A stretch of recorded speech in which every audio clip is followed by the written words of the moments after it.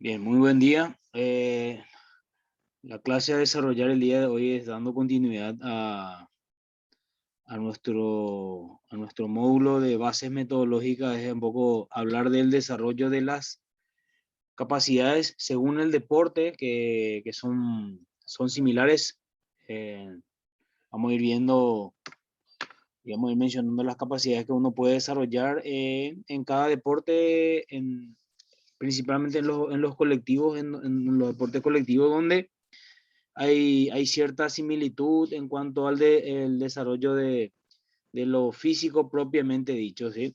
Vamos a mencionar también el ciclo de estiramiento-acortamiento, que es la situación que se da en casi la totalidad de los movimientos que uno pueda realizar en la actividad cotidiana, y más todavía en la parte deportiva, que es lo que nosotros nos vamos a enfocar, para así ahondar en detalles de qué es lo que ocurre en este ciclo.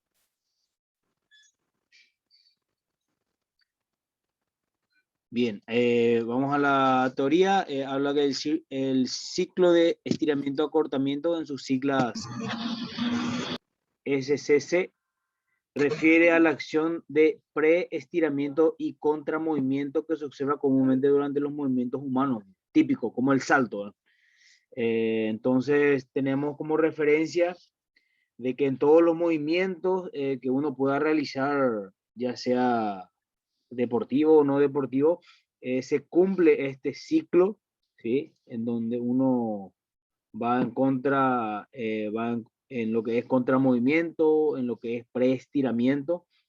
Entonces, llevado esto a la parte deportiva, a la situación deportiva, nosotros vamos a ir especificando qué es lo que ocurre en los movimientos para interpretar este ciclo de estiramiento y acortamiento de la parte biomecánica en cualquier movimiento, en cualquier ejercicio que podamos realizar, ¿no? Bien, se refiere a la acción de preestiramiento o contramovimiento que se observa comúnmente durante los movimientos humanos, dice. Este estiramiento permite al atleta producir más fuerza y moverse más rápido, ¿no? Nosotros enfocamos siempre nuestros temas a partir de la primera clase y que fuimos desarrollando todo lo que es la parte deportiva, ¿sí? La parte deportiva de rendimiento, porque lo que nosotros vamos a,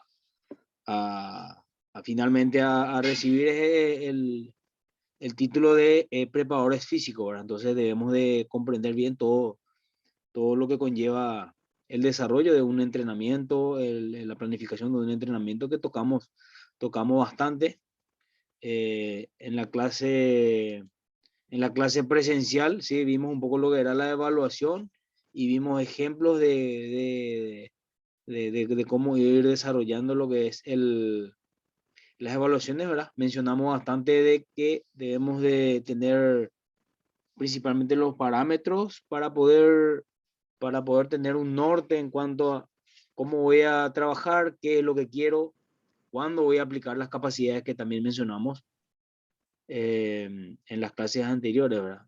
Quiero que me vayan interrumpiendo sin problema a medida que vayamos avanzando, para ir rememorando ciertas situaciones que ya mencionamos en las clases virtual, ¿verdad? O en lo que fue en la clase pasada, la clase práctica.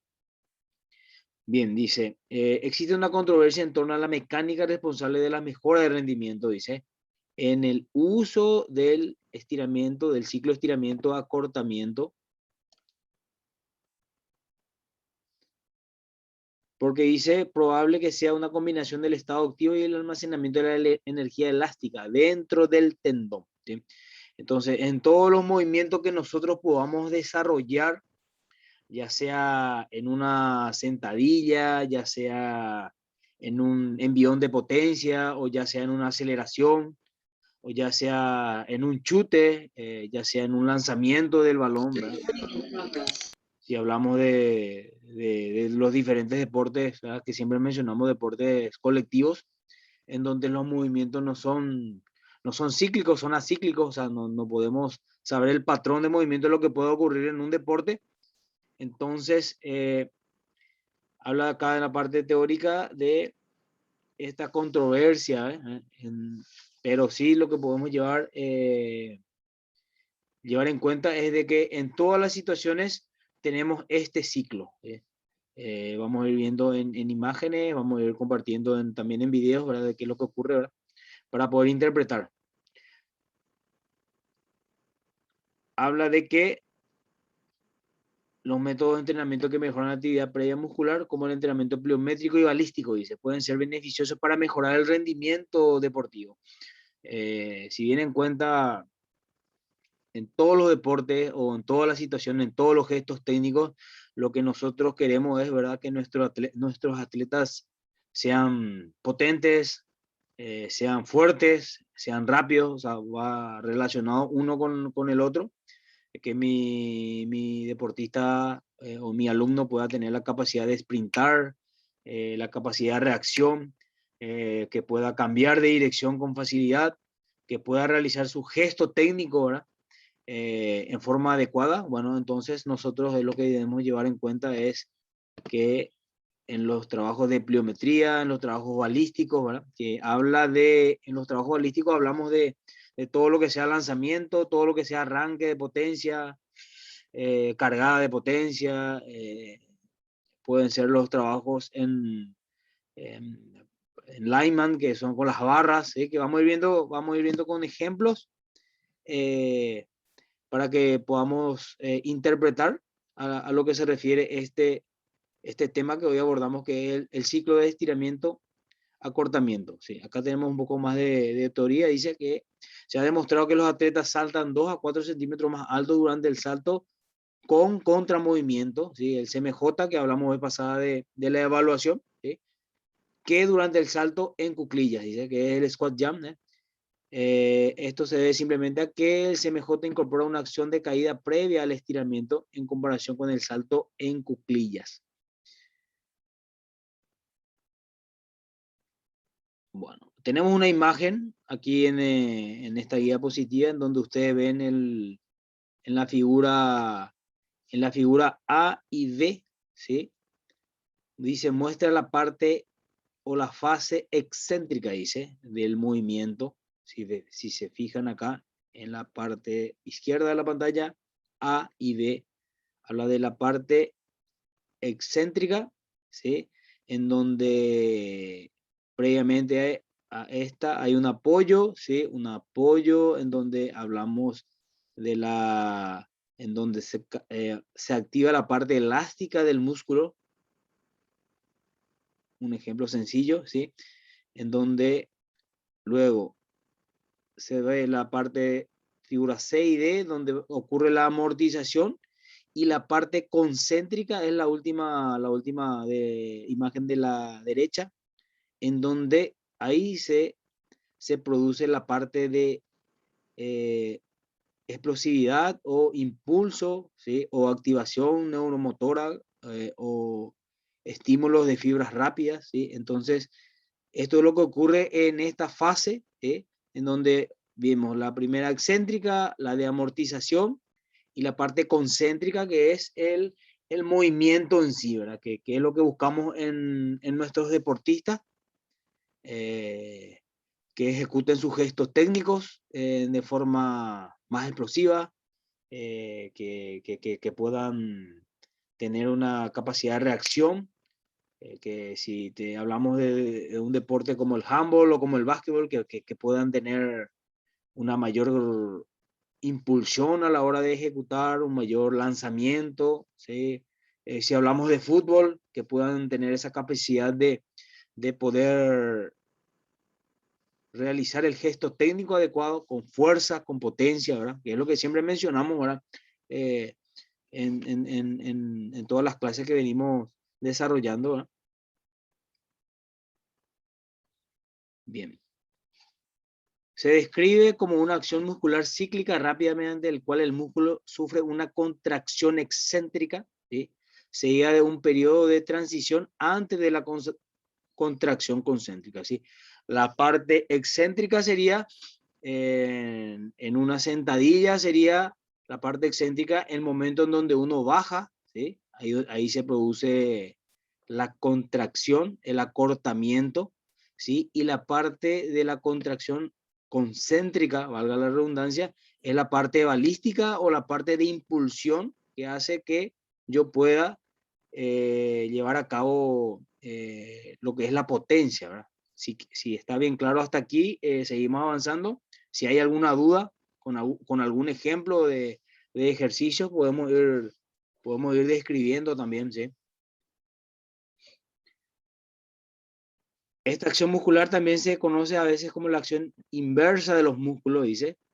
El ciclo estiramiento, acortamiento, ¿sí? Quizá describa mejor como un mecanismo similar a un resorte, ¿habla? En el cual la compresión, ¿sí? La compresión hace que rebote, dice.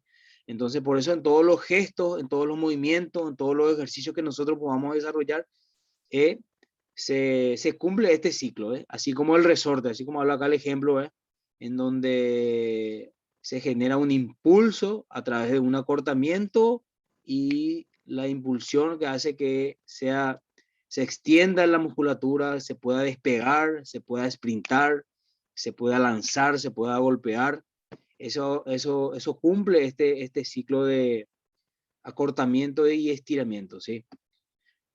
Habla de que aumenta la velocidad que se comprime, la fuerza con la que se presiona, dice la cantidad de fuerza aplicada hará que el resorte salte más alto o más lejos. Dice. Esto ocurre en todas las fases deportivas, en todos los gestos, en todos los ejercicios que nosotros podamos realizar. Por eso que es importante ahondar en este tema y ser bien detallado en el momento de ejecutar un ejercicio o un movimiento de lo cual yo quiera trasladarlo eso, al deporte, dice. Habla. Se conoce como tasa de carga, dice, donde aumenta a menudo el resorte. Habla de un ejemplo, ¿verdad? Para graficar. Bien, pasamos a siguiente página. Bien, seguimos con la parte teórica, ¿verdad? De este ciclo. Dice que durante los movimientos de salto, rebote, o compate, si también que cualquier forma de movimiento, la extremidad cambia de dirección, ¿sí?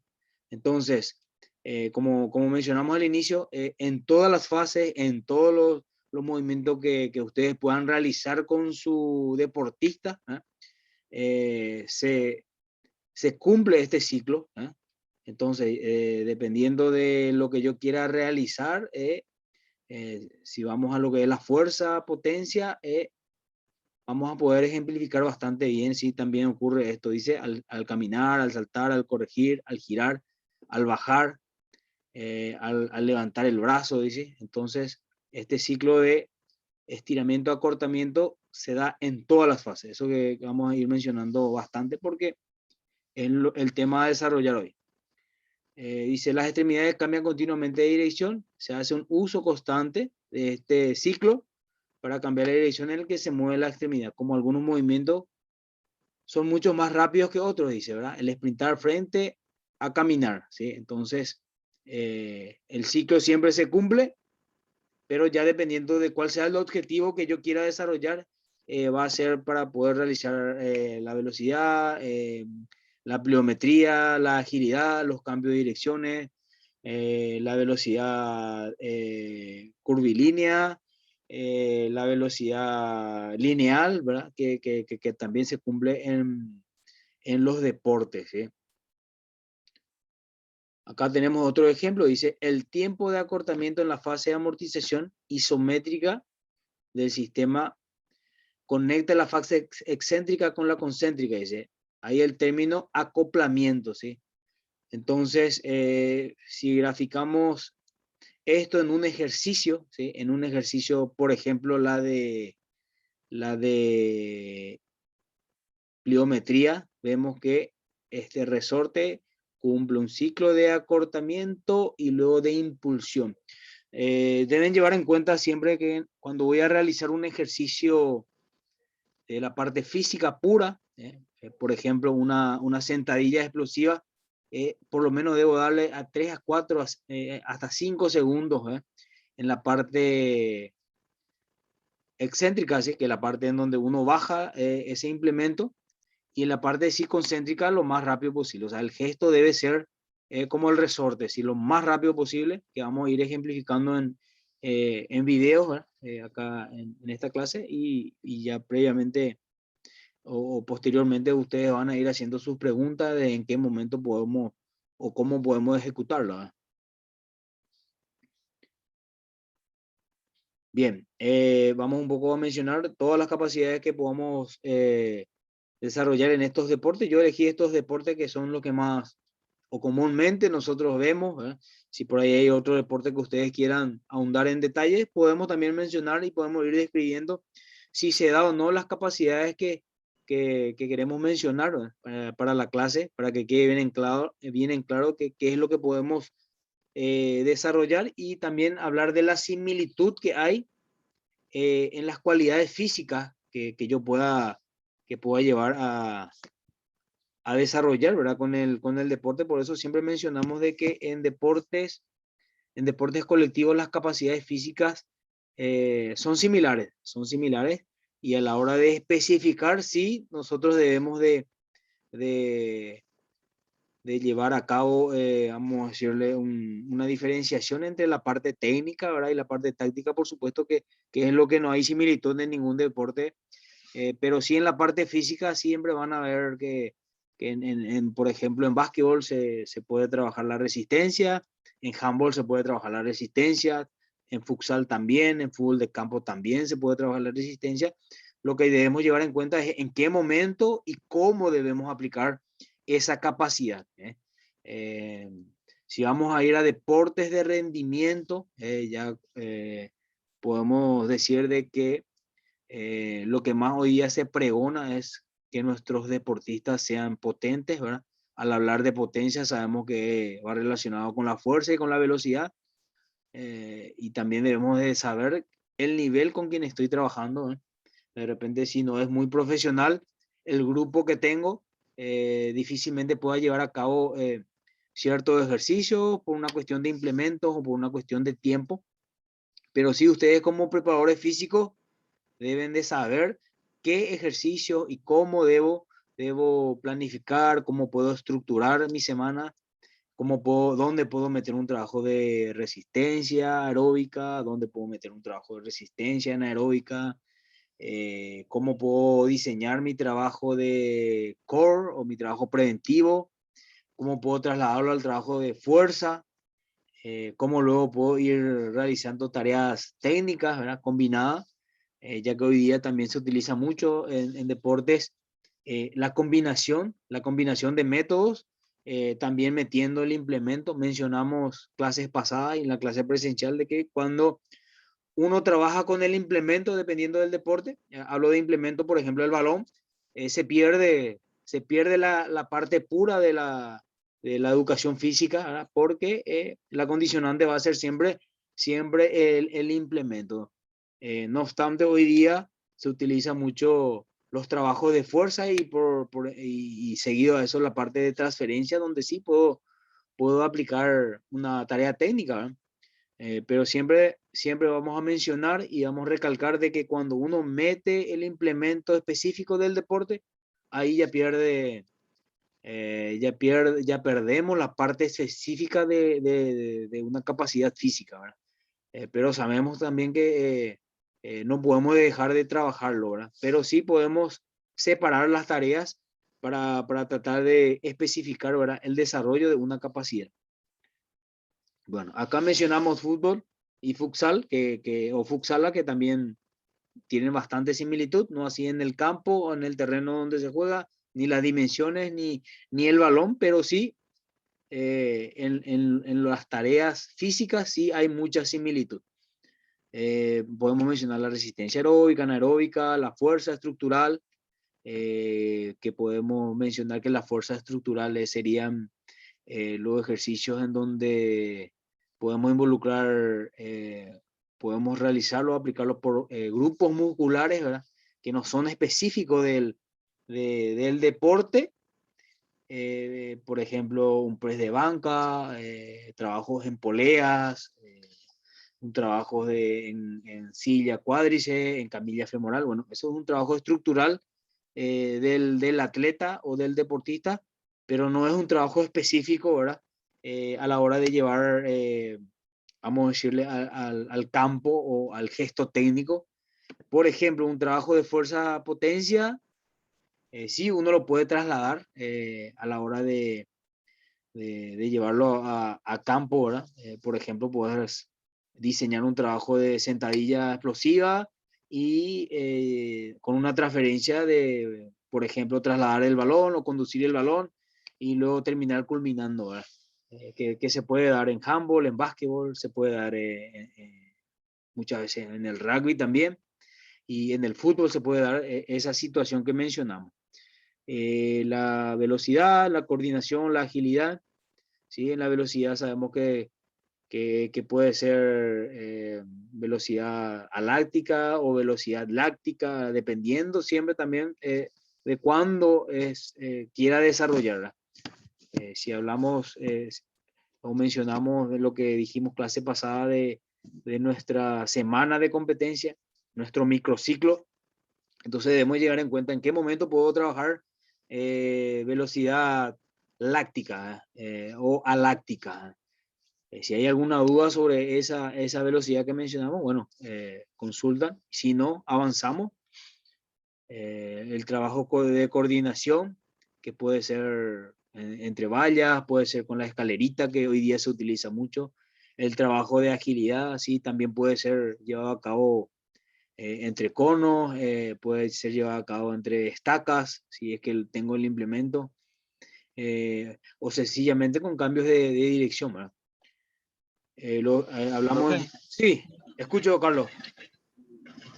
no, podría nomás tocar otra vez ese tema sobre velocidad láctica y galáctica para recordarnos. Bueno, mencionamos velocidad láctica, ¿sí? A los trabajos de corta duración, en donde prácticamente no involucro o el sistema energético a utilizar no produce, vamos a decirle, cierto desgaste. Aquí vamos a velocidad láctica. Vamos a ejemplificar en donde no puede pasar, si hablamos de velocidad láctica, por lo general es de un poco prolongada. Por ejemplo, si vos a tu deportista querés hacerle correr 100 metros, sí, ese ya es un trabajo de velocidad láctica en donde se utiliza el sistema energético de glucógeno muscular, en donde sí hay mucho desgaste para tu deportista, en donde se refiere que la velocidad láctica es el acúmulo de ácido láctico que, vamos a decirle, es un trabajo de mucha sobrecarga. Si lo voy a hacer en un volumen alto, podemos decir en repeticiones. Si yo tengo un trabajo de fútbol de campo y quiero desarrollar velocidad láctica, tengo que hacerlo, por ejemplo, lo más alejado posible de mi competencia, porque me va a producir un cierto desgaste, ¿verdad? No así lo que son los trabajos alácticos, que por lo general son de muy corta duración. Por ejemplo, un trabajo de velocidad de 10 metros, de 20 metros, de 30 metros, puede ser un trabajo aláctico, donde no me produce el acúmulo en el músculo, ¿sí? De lo que mencionamos anterior, del ácido láctico, ¿verdad? Que muchas veces sobrecargan al deportista. Entonces, en teoría, los trabajos, por ejemplo, que duran a partir de 45 segundos para arriba, son los trabajos de velocidad láctico. Y los alácticos son los más cortos, lo que no te produce, lo que utilizan como combustible la fosfocreatina, ¿verdad? Que tampoco tenemos en abundancia a la hora de trabajar vamos a decirle, los sprint cortos o los trabajos propiamente dichos de velocidad. O sea que si ustedes quieren llevar a cabo el desarrollo de la velocidad aláctica previa a tu o como parte de tu calentamiento, vamos a mencionar, no puedes hacer 20, 30 repeticiones de trabajo de velocidad aláctica, porque ahí ya pasa a otro sistema energético por el volumen mismo, ¿verdad? Entonces, los trabajos de velocidad aláctica deben ser de muy corta duración y no de un volumen muy amplio para que vos puedas sacarle, vamos a decirle, el provecho a ese ejercicio. Por ejemplo, podemos mencionar de que puedes hacerlo 5 repeticiones con una recuperación total, 5 repeticiones de velocidades de 20 metros, en donde por lo general utilizamos entre 1 minuto a 1 minuto 20 de pausa para poder hacer una recuperación total. Si no tenemos un pulsómetro o un cardiotacómetro, podemos ir evaluando a través de la palpación, ¿verdad? La frecuencia cardíaca, para saber si tu jugador ya se recuperó. Pero por lo general utilizamos 1 a 1,20 entre repetición y repetición. Entonces yo te recomendaría de que si querés desarrollar trabajo de velocidad láctica, primeramente es un poco inespecífico, a no ser que sea en pretemporada, en fútbol, mencionando en fútbol, por lo menos en tu semana de competencia. O sea, difícilmente vos puedas, o no te recomendaría hacer un trabajo de ese tipo de velocidades, al menos si vas a competir. Si estás en etapa de preparatoria, sí, puedes ir desarrollándolo, ¿verdad? Si tu volumen es alto en etapa de preparatoria, o si quiero hacer velocidad láctica y quiero hacer trabajos de potencia en 100 metros o puede ser en 200 metros, ya va a pasar a otro sistema energético y ya se va a volver en resistencia anaeróbica, ¿sí? En donde vos utilizás como fuente de energía el glucógeno muscular. Entonces ahí ya entramos a tallar lo que es la parte nutricional, en donde tiene que haber una buena alimentación de tu deportista para que vos puedas desarrollar esa capacidad.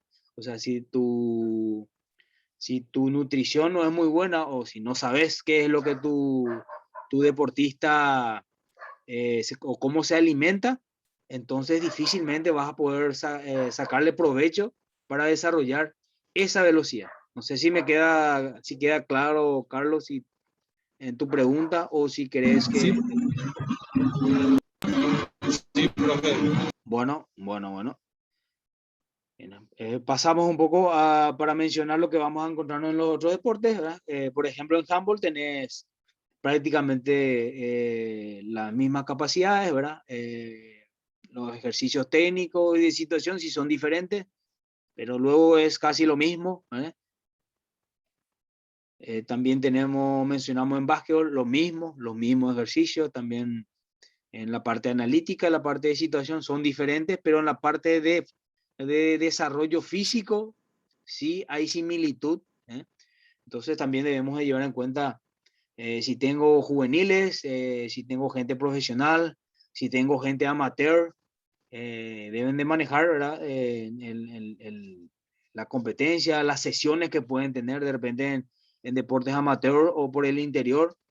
No se entrena todos los días, no tenés la posibilidad de suplementar, no tenés la posibilidad de que tu jugador tenga un buen descanso, tu deportista tenga un buen descanso, entonces se dificulta, pero nosotros como preparadores físicos debemos de saber y manejar eso, ¿verdad? No vamos a escapar de esa situación, pero es un poco la idiosincrasia que tenemos en nuestro deporte, ¿verdad? O en nuestros deportes, ¿verdad? En casi todos los deportes, salvo fútbol profesional en donde sí tenés más herramientas para poder trabajar con el deportista. Bien, acá tenemos un ejemplo de ejercicios estructurales en la planificación de deportes colectivos, que es algo que yo utilizo. En el momento que se fijen ustedes en el material que ya está en la página, ¿verdad?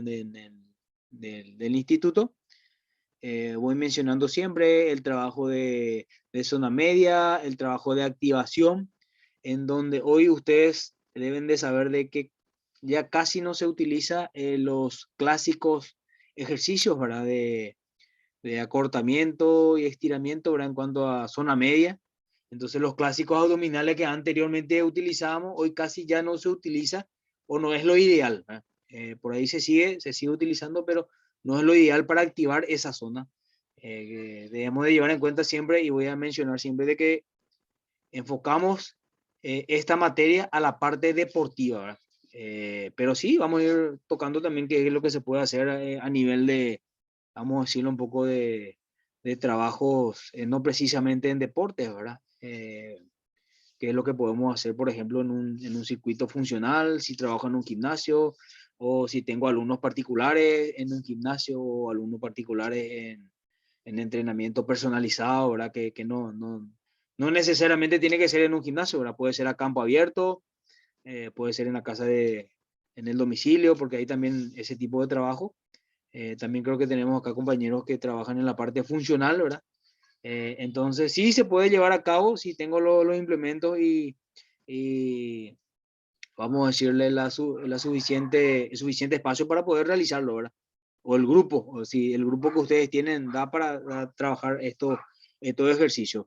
Por ejemplo, acá menciono en la zona media caminata granjero, un ejercicio que también vamos a proyectar en video. Eh, Flexión y extensión de brazo, que todos conocen, ¿verdad? Que también lo utilizamos con las planchas, ¿verdad? Con los trabajos de isometría en sus diferentes variantes. Eh, Puente de glúteo, antiflexión, ¿eh? En donde sí tratamos de activar la cadena posterior del deportista o del atleta. Por eso menciono los ejercicios para que ustedes, si ya lo conocen, van a familiarizar bastante. Si no lo conocen o si no saben, por ahí lo conocen, muchas veces los ejercicios conocemos de vista, pero por ahí tienen otra nomenclatura, ¿verdad? Que también es válido, ¿verdad? Eh, eh, estos, tenemos 5 minutos más de conexión, luego nos reconectamos. Estos ejercicios o esta secuencia muchas veces no tiene orden, puedo arrancar con uno o con el otro, pero sí el trabajo de movilidad y elongación dinámica, de eso no puedo salirme, o sea, no puedo hacer primero mi zona media y después mi trabajo de movilidad, no, tiene que ser antes siempre. Y luego acá voy mencionando, por ejemplo, un lunes que trabajo fuerza, hablo del 80% de mi carga óptima. Mencioné en la clase presencial de cómo puedo saber mi carga óptima en deportes. Si yo soy un atleta o si tu atleta es un chico que pesa 80 kilos, bueno, su carga máxima o su ideal de carga sería prácticamente su peso corporal. Eso ya está comprobado, es la relación que llevamos. Si no tengo para evaluar fuerza máxima, eh, entonces yo tengo que llevar esa relación, ¿verdad? De que tu deportista mínimamente puede alzar su peso corporal. O sea que en una sentadilla, pues, fácilmente, si está capacitado, por eso hablamos siempre del nivel, por lo menos tiene que alzar el peso, su peso corporal. O sea, 80 kilos, un deportista de 80 kilos por lo menos debe alzar 80 kilos en sentadilla, ¿verdad? Sabemos que por lo general la barra olímpica pesa 20 kilos o 15 kilos por lo general, lo que comúnmente encontramos en el gimnasio, y a partir de ahí voy cargando, ¿verdad? Entonces, para que yo pueda saber si mi deportista tiene ese nivel para levantar su peso corporal, bueno, tengo que hacer previamente un buen calentamiento, ¿verdad? Un trabajo de zona media, y a partir de ahí cargándole gradual, ¿verdad? Para saber su carga máxima no debe pasar de las 3 repeticiones como máximo que pueda soportar eso. Entonces, por eso mencionamos de que el nivel de mi deportista debe ser importante, ¿verdad? Para que yo pueda, por ejemplo, trabajar lo que acá menciono, ¿verdad? Esta es una planificación que yo llevo a cabo eh, con deportistas en una semana de entrenamiento. Acá no menciono, acá no menciono la parte técnica, que esto es prácticamente 60, por lo general dura 60 minutos de la parte física. Entonces, para poner como ejemplo, Si hay algún ejercicio que está en el mencionado, no, que ustedes no familiaricen, bueno, consultan y sin problema vamos aclarando. Bien, la conexión está por culminar. Quiero desconectarme y luego ya pasamos a los videos ilustrativos para que ustedes puedan tener como ejemplo en la diapositiva. Como dije, si ustedes familiarizan estos ejercicios, enhorabuena. Y si no, si les parece algo nuevo, sí podemos ir ahondando en detalle, ¿verdad? Y en qué momento se puede aplicar. ¿Les parece, jóvenes? Dale, profe. Bueno, bueno.